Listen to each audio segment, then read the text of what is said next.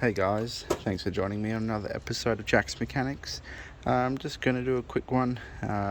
This is I believe a WK Jeep Grand Cherokee 2014 model with the HID headlight globes. Had a bit of a struggle getting this one out until I could actually see what was going on. But yeah, quite difficult to see it in place, so I thought I'd make a video and might help some people out. Basically just showing how this is mounted in the car. So obviously we've got our headlight here, right hand side. It just literally pushes in. We have our locating tag at the top there. You can see all of these little marks around the side. They're like little springs which basically claw the globe, so when you push it in they just spread out a little bit. So you literally just need to once you've got your cover off, pull this out. You can take your coolant bottle out.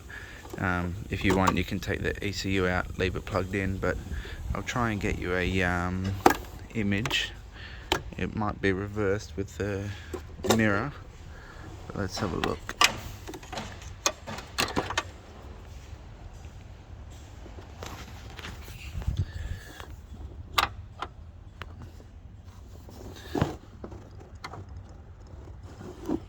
So hopefully I can get it to focus.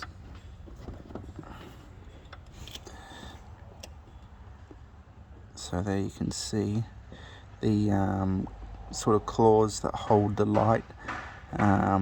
So yeah, it's not a twist.